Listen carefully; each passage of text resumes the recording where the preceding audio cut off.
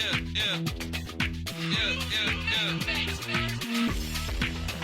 a light show. Also, whatever you do. It's a light show. It's a light show. Oh! It's a light show.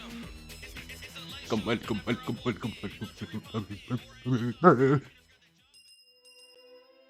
It's another day, so the dollars will come, you know what I'm saying? But before the dollars, we must grind, my friends. Welcome back to another episode of your wondrous vocation playlist. We are dedicated to the craft of debauchery. And today, we're fighting Nurgle.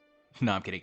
We are. I'm not kidding about fighting Nurgle, but we are getting into the martial artist quest here. As you can see, I am playing as the most capable of martial artists. We have Blaze Ass from good old Streets of Rage 2.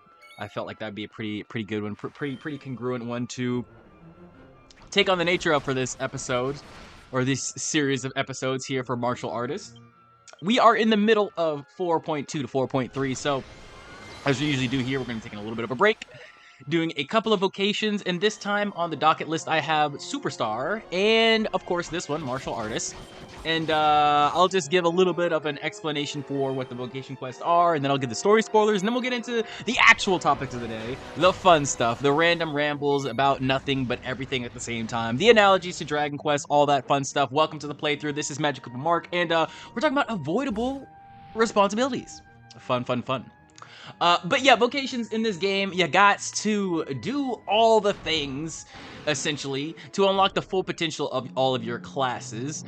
Martial Artist is a base class, though, so we actually don't have to do as much as we would need to do with a couple of other classes.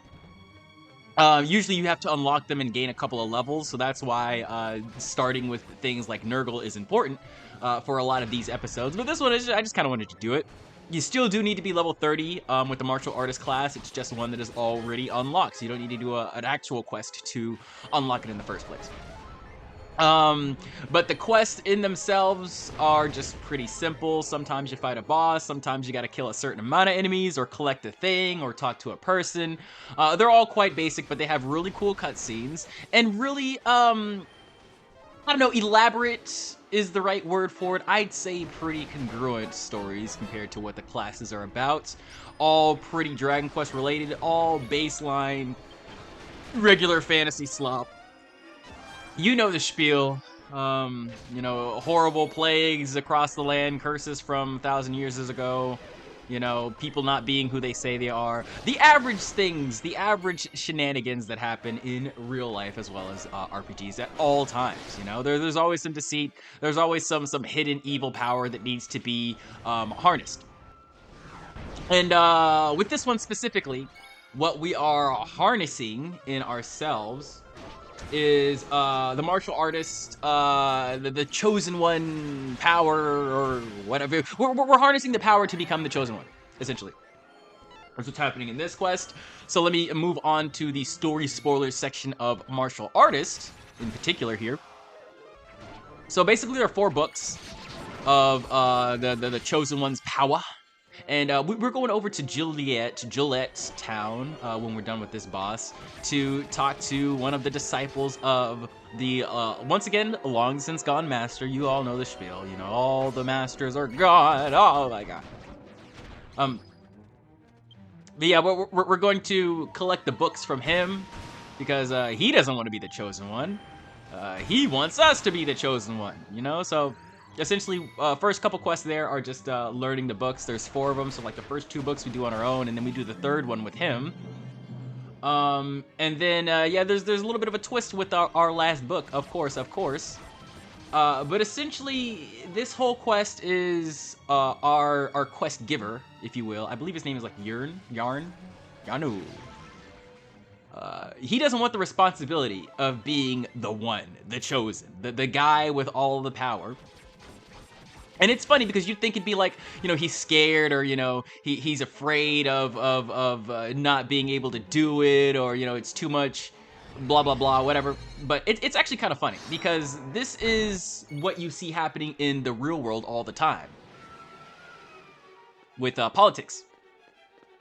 Politics, oftentimes, the people who we want to be in politics don't want anything to do with politics. And I feel like that's sort of like this whole chosen one conspiracy. You know? Because as far as politics go, there's sort of a cap for your strength level, for your influence level. And that's, you know, basically whatever element you choose, whatever side you decide to dictate your morals on. And, you know, that just comes down to that's the side that's sponsoring you. And what's really fucked up about it is that the people giving money to one or the other are usually giving money to both. It's weird. It's weird how the way the world works, but it's all very cyclical, right? So the reason why I say this relates to this specific quest, this specific thing of, you know, being the chosen one, having all this power, but not wanting to be the actual chosen one, is because, spoiler alert for this story here, but of course, if you actually endeavor to play this game, it's free to do this stuff that I'm doing here. Not all of it, especially once I get into the later halves of this long-ass playthrough. It won't all be free, but you can just download the free trial, do the whole thing, close the video now, whatever. But spoiler alert for this quest line.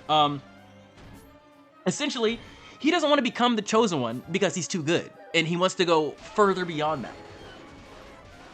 See, the chosen one's sort of locked in to the chosen one line. You know, once you are the chosen one, you got to pick the next chosen one, and you have to adhere to all the books, and you got to do all the things. Bro is looking past that. He's like, I'm trying to be better than the chosen one. And his backstory is he was trained by, you know, of course, the master and all that stuff, who decided to bestow upon him this path to get to the greatest. But his master died and left him and his disciple behind with the books to usurp him. But the whole reason why he trained under his master was to defeat him. And now he's gone. So of course he doesn't want to be the chosen one anymore. He's like, I gotta find somebody stronger than that guy, you know? And I feel like that's me. It's like, I don't want to be the entire crazy superstar person. I kind of want to be just the greatest there ever was. You know, I want to make new history. I'm not trying to be the next Kanye. I'm trying to make Kanye a past sentiment to whatever comes next. You know, whatever I inspire, whatever inspires the next to next to next. XXX Tentacion style. Because I do believe there has to be some sort of shift in the way we view popular culture nowadays. But let's go back to the quest we have at hand here. I feel like this whole avoiding responsibility thing, it comes from a deeper place within our souls. Because as humans, we are the only ones with the ability to introspect, to think about thinking. And because of that, we can get in our own way a lot. Especially when it comes to achieving our goals. Because to achieve your goals and truly be complacent is a silent but deadly death sentence. Deadly death sentence? Deadly, I don't know, conclusion to whatever journey you want to have. And so, I'd say, guys, avoiding responsibilities is actually bringing us closer to doing them. And it all depends on where you put your mind frame. And this is gonna suck to a lot of my creatives. It sucked for me initially, and then I just kind of got used to it. But I feel like if you are a master of a craft, which we all should be. Also, there's Luffy, Straw Hats! Anyways, if you are a master of a craft of any kind, and you endeavor to become better at it, then it should not leave your mind. Ever.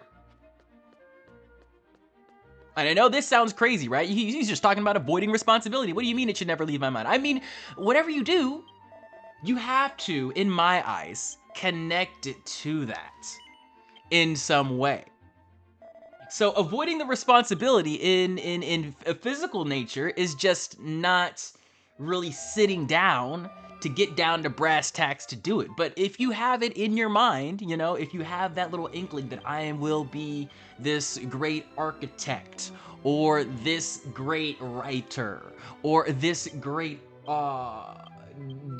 descriptor or singer, it's very easy to tie a lot of shit, you know, maybe not all of it, but it's very easy to tie a lot of shit that you do into that one thing and have it all form an homogeneous sort of rope that you can just keep climbing to the top. There is a logical way to do that. Also, physically, gameplay-wise, what we are doing here is going and fighting rock bombs. Rock bombs! We gotta kill about 5 of them by ourselves, so that's the basic gist of the quest here. It's not too crazy for our first book.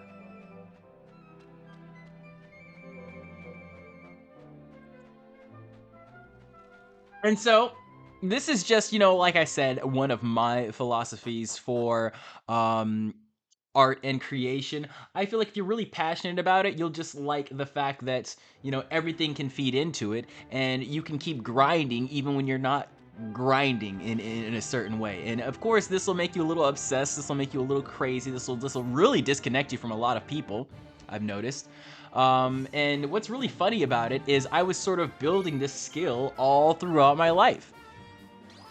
And I'll give you an example of that. Most times when I am in a show or a play, because I was an actor, still am an actor, I suppose. We're still entertaining here.